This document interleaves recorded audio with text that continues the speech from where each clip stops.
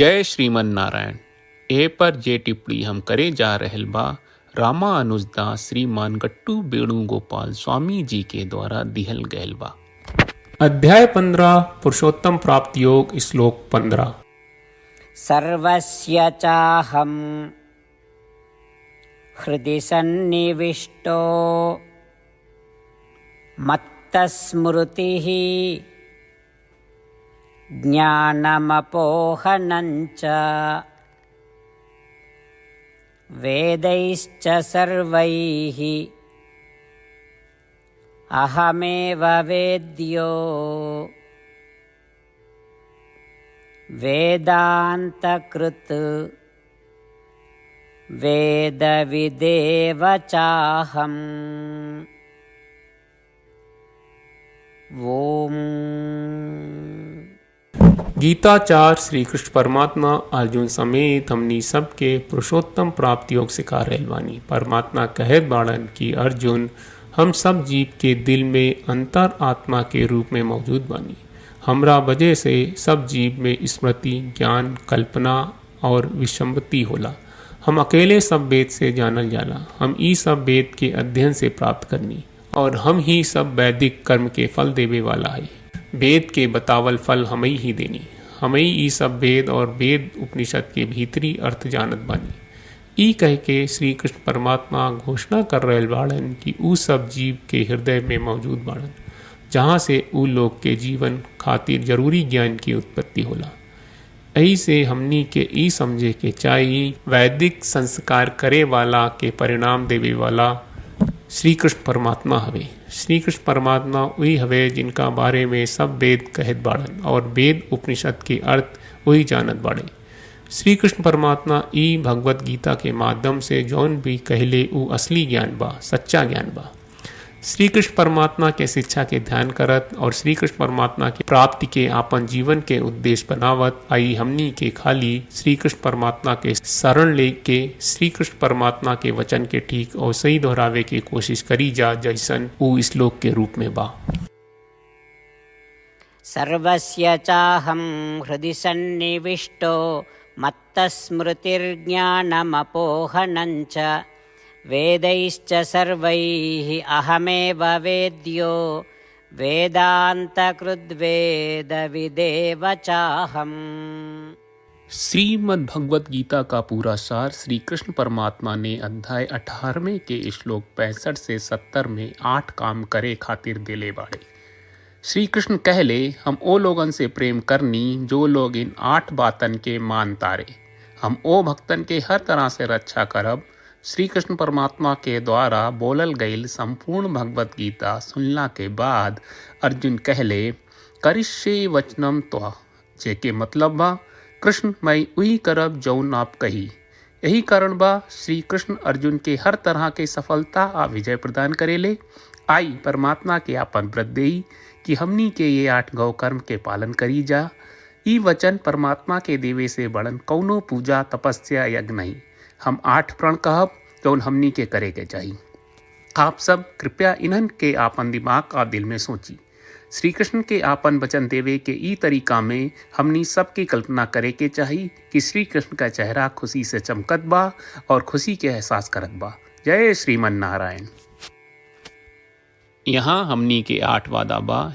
हमनी के पहला वादा, हे श्रीमन नारायण, आपका निर्देश के मुताबिक हम हमेशा तोहार ध्यान करब और तोहार बारे में सोचब। हमनी के दूसर वादा, हे श्रीमन नारायण, आपका सलाह का अनुसार हम हमेशा आपका भक्त रहब। हमनी के तीसर वादा, हे श्रीमन नारायण, हम आपन सब काम तोहरा सेवा के रूप में और तोहरा संतुष्टि खातिर करब।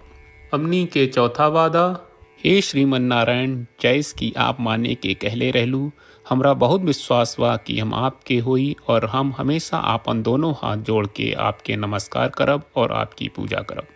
हमनी के पांचवा वादा, हे श्रीमन नारायण, हमरा के तोरा बात माम एकम शरणम ब्रज 1866 याद कहले, जहाँ आप हमरा के आपन का अर्पित करे का कहा।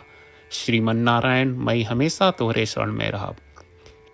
हमनी के छठवां वादा, हे श्रीमन नारायण, हमरा के तोहरा बात माँ सुचहा 1866 याद कहले कि आप हमनी के शोक ना करे का आश्वासन दे रहे बड़े, हम अब और शोक ना करब। हमनी के सातवां वादा। हे श्रीमन नारायण, आपने हमरा खातिर श्रीमद् भगवत गीता के वितरण करके हम सबके कृपा कहले और आशीर्वाद दहले बा। हम वादा करत बानी कि रोजाना कम से कम एक श्लोक पढ़ब या सुनब।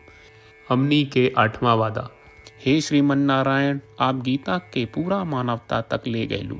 हम गीता में आपके दिव्य वचन के उन भक्तन तक पहुँचावे के प्रयास करब जे गीता से अपरिचित बा। हे श्रीमन नारायण, हम उई करब जौन तू करे का कहब। हम ऐसन व्यवहार करब जैसन आप चाहत बानी और हम खाली आपका खातिर काम करब। श्रीमन नारायण के रोज आपन वचन देहल कि हम ओइस करब जैस आप कहत बानी, ई अपने आप में बड़न पूजा बा। श्रीमन नारायण, करशे वचनम त्वा। श्रीमन नारायण, हम तोरे निर्देश के मुताबिक काम करब। सर्वम श्री कृष्ण अर्पणम अस्तु। जय श्रीमन नारायण। सर्वस्य चाहं हृदि सन्निविष्टो मत्तस्मृतिः ज्ञानमपोहनञ्च वेदैश्च सर्वैः अहमेव वेद्यो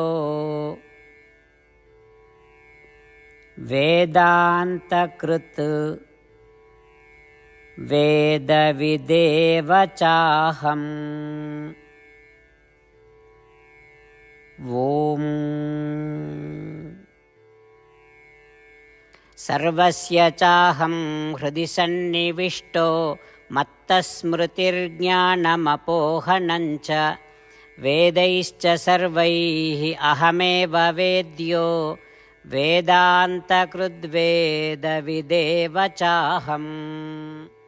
जय श्रीमन नारायण। सब भक्त लोगों से विशेष अनुरोध बा, जीवन में हर चीज में हमनी के तत्कालिक और प्रभावशाली परिणाम की अपेक्षा रहेला। एकरा खातिर आइए रोजाना 1 मिनट के समय निकालल जाए और नारायण आश्रम पढ़ल जाए। नारायण आश्रम प्राप्त करे खातिर नारायण आश्रम वेबसाइट पर जाई जो www.narayanaashram.org है और पंजीकरण में आपन नाम और ईमेल दर्ज करी। आपके द्वारा प्रदान कईल गई ईमेल पर आपका एक नारायण आश्रम PDF प्राप्त हुई। PDF में एक रामायण श्लोक, एक गीता श्लोक और एक विष्णु नामम बा। ये तीनों के मिल के नारायण आश्रम कहल जाला। हर व्यक्ति के ये श्लोक के अलग अलग संयोजन मिलेला। जब हर कोई 24,000 भक्तन के साथ रोजाना आपन नारायण आश्रम पढ़त आ सुनत बा ता हर दिन संपूर्ण रामायण का 1 दौर, श्रीमद् भगवत गीता पारायण के 33 दौर और श्री विष्णु सहस्त्रनाम स्तोत्र पारायण के 24 दौर प्रतिदिन पूरा होएला। ई एक बहुत ही उल्लेखनीय और विलक्षण परिणाम बा जौन हर एक दिन ऐसकरे से निकलेला। ई कारण बा कि आप और आपके परिवार के सदस्य तुरते जाके आपन नारायण आश्रम प्राप्त करी। जय श्रीमन नारायण।